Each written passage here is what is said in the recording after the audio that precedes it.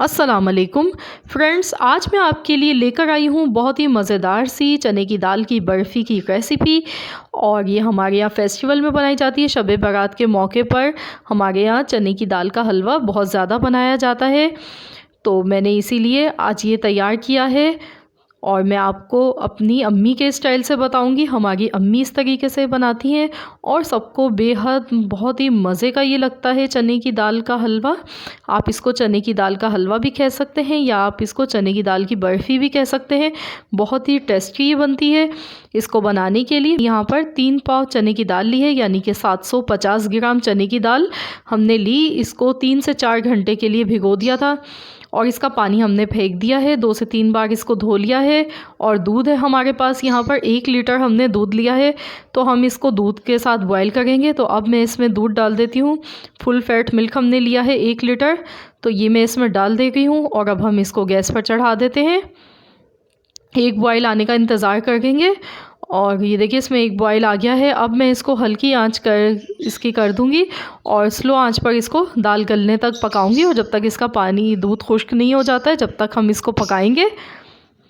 तो ये देखिए दाल हमारी गल चुकी है और दूध भी इसका खुश्क हो चुका है। अब मैं इसको चॉपर में डालकर पीस लेती हूँ, फिर आपको दिखाती हूँ। ये देखिए हमने दाल को पीस लिया है। और हमारे पास यहाँ पर चीनी है। ये मैंने आधा किलो चीनी ली है, यानी कि 500 ग्राम इसको हमने पीस लिया है। बादाम पिस्ते आप अपनी मर्ज़ी के मुताबिक ले सकते हैं। पिसी हुई सब्ज़ इलायची मैंने ली है 1 टीस्पून।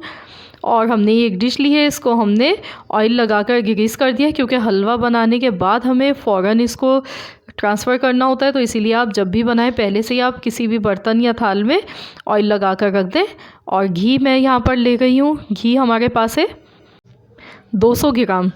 तो 200 ग्राम हम सबसे पहले इसमें घी डालेंगे। हमने खुले मुंह की कढ़ाई ले ली है ताकि आसानी से इजीली हम इसको भून सकें। तो अब हम इसमें ये पिसी हुई चने की दाल डालेंगे। और गैस हमने आंच बिल्कुल हल्की रखी है, क्योंकि हमें इसको हल्की आंच पर ही भूनना है, पकाना है इसको। और इसको पकाने में तकरीबन 1 घंटा लग जाता है। और इसको हम हल्की आंच पर ही पकाएंगे और चम्मच इसका चलाते रहेंगे लगातार। तो इसको मैं इसी तरीके से चम्मच चलाते हुए पकाऊंगी और हर 15 मिनट के बाद मैं आपको दिखाऊंगी। ये देखिए 15 मिनट इसको पकाते हुए हो चुके हैं। और ये इस टाइम पर घी जो था इसका वो इसमें जज़्ब हो चुका है। अभी ये काफ़ी देखिए नरम पड़ चुका है। तो जैसे जैसे ये पकेगा थोड़ा ये टाइट होता चला जाएगा। 15 मिनट बाद मैं आपको दोबारा दिखाती हूँ। ये देखिए अब इसको पकते हुए आधा घंटा हो चुका है, लेकिन अभी भी इसमें काफ़ी कसर बाकी है। जब तक दाल कलर चेंज नहीं कर लेती है और इसमें से खुशबू महक नहीं आएगी, तो जब तक हमें इसको लगातार चलाना है।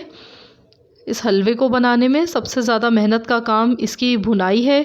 अगर इसको सही से हम भूनकर बनाएंगे तो ये हलवा बहुत टेस्टी बनता है। तो 15 मिनट के बाद मैं आपको दोबारा चेक कराती हूँ।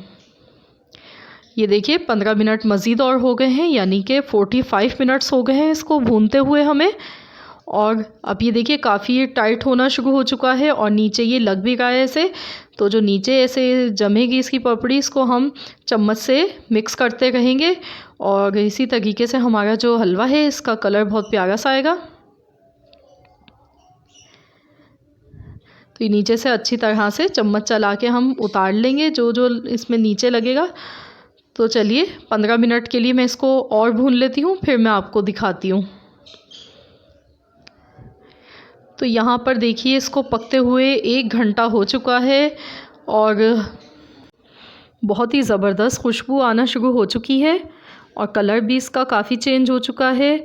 तो हलवा हमारा भुन चुका है तकरीबन। बस 5 मिनट में इसको थोड़ा सा और पका लेती हूँ। इसको हम ऐसे मिक्स करते रहेंगे।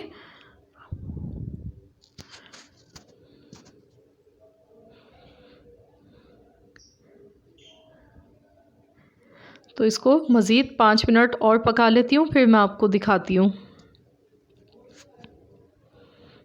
ये देखिए 5 मिनट हमने इसको और पकाया है अब ऑलमोस्ट हमारा जो हलवा है ये भुन चुका है और इसका बहुत ही प्यारा सा खूबसूरत सा ब्राउन सा कलर आना शुरू हो चुका है। तो अब हम इसमें पिसी हुई इलायची डालेंगे, सब्ज़ी इलायची मैंने डाल दी है, और साथ ही में हम पिसी हुई चीनी डालेंगे। अगर शीरा बना के आप डालेंगे तो वो हलवे का जो कलर होता है वो काफ़ी डार्क की तरफ चला जाता है, तो इसलिए आप हमेशा पीस कर ही चीनी डालें। इस तरीके से हलवा कलरफुल और बहुत टेस्टी बनता है। इसको हम मिक्स कर लेंगे, चीनी अपना पानी छोड़ देगी और ये थोड़ा सा सॉफ्ट हो जाएगा, तो इसको हमें थोड़ी सी देर पकाना है जब तक चीनी इसमें अच्छी तरह से हल नहीं हो जाती है। जब तक हम इसको चम्मच चलाते हुए लगातार पकाएंगे।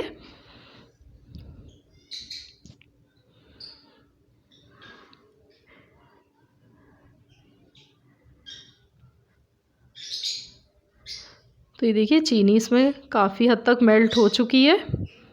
अब मैंने गैस का फ्लेम बंद कर दिया है और हम इसको मिक्स कर रहे हैं।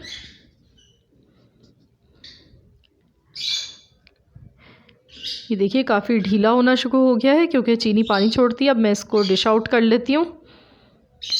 तो अब मैं इसको डिश में निकाल लूँगी और मैंने पहले से ही ऑयल लगाकर ग्रीस कर लिया था डिश को।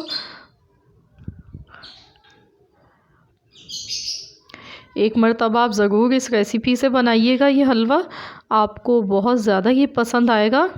अब मैं इसको सेट कर गई हूँ, सब जगह फैला लेंगे इसे अच्छी तरह से और इसको हम सेट कर लेते हैं। फिर आपको सेट करके मैं दिखाती हूँ।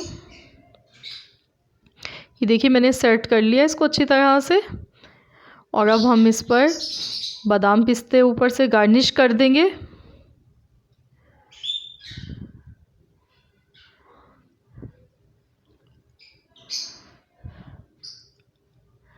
और बादाम पिस्ते गार्निश करने के बाद इसको मैं आधे घंटे के लिए थोड़ा सा ठंडा होने के लिए रख दूँगी और आधे घंटे के बाद फिर हम इसकी कटिंग करेंगे, इसको काटेंगे।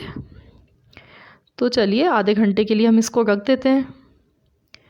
आधा घंटा हो चुका है, हलवा हमारा ठंडा हो चुका है। अब मैं इसको काटूँगी। आप अपनी मर्ज़ी से जैसे दिल चाहे आप पीस बना लें।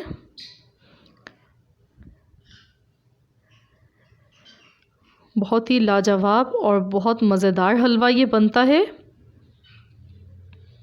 मेहनत इसमें बहुत ज़्यादा लग जाती है क्योंकि जब हम इसको भूनते हैं तो 1 घंटा तो मैक्सिमम हमें लगता ही है।